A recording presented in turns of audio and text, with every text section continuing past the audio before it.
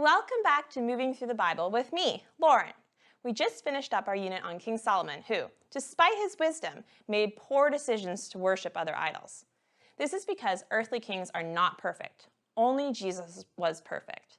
Because of Solomon's decisions, the tribe of Israel split into two kingdoms. The north was the big kingdom, called Israel, and was ruled by Jeroboam.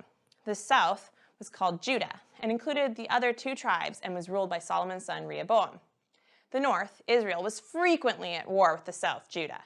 This is a little confusing because ever since Joseph and his coat of many colors established a community in Egypt, the community that Moses eventually led out of Egypt, we have called God's followers Israelites.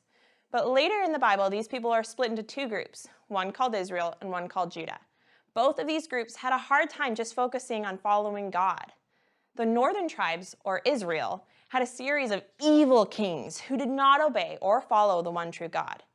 Now we are going to turn our attention to a couple prophets, Elijah and later Elisha, who God appointed so that they could guide people back to God. Can you help me tell today's Bible story? Let's find a spot where we can move around safely and sit down, crisscross applesauce, and go. Great. Let's grab our telescope. We look up and then we look down. There it is. We pick it up and adjust. Oh, and there's the prophet Elijah. Hang on tight, here we go. We've made it to 1 Kings 17. Uh-oh, we better be sneaky because we ended up right next to Ahab, the evil king of Israel. We put our feet together and we duck our heads down so he doesn't see us.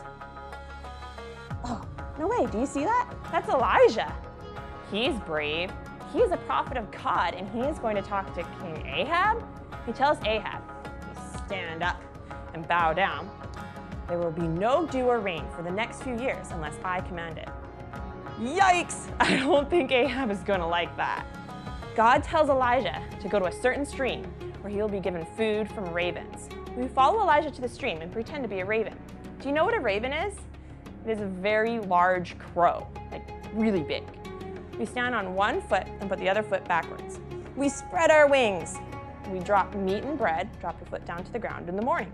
Then we lift our foot back up. And again in the evening, drop your foot down. Elijah drank from the stream until it dried up because there was no rain. God tells Elijah to go to a little town and ask a widow in the town to provide for him. Wow, Elijah is taking some big leaps of faith. He's really trusting God. We follow Elijah to the gate of the city where he sees a woman gathering sticks. We bend down and pick up some sticks that are near one of our feet. And then we bend down and pick up sticks near our other foot. Elijah says to the woman, please bring me some water and some bread. The woman says, I don't have any bread. I only have a little bit of flour and oil. Elijah says, don't be afraid. God says you will not run out of flour or oil until the rain comes again. Will she take a leap of faith? Will she give him the last of her food? She does. And miraculously, she never runs out of flour or oil, just like God said.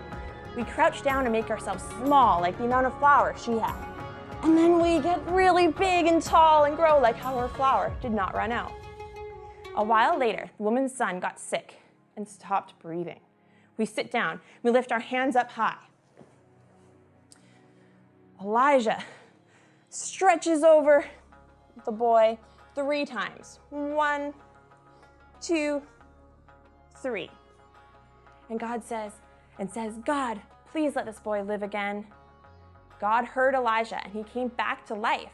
Elijah took the boy to his mother. She said, now I know that you are a man of God. It's time to come back out of our story today. Let out a sigh and think about the miracles that Elijah received from God. The prophecy about the drought, the food from the ravens, and then from the widow, and the miracle of bringing life back into a boy. Thanks for helping me tell this week's Bible story.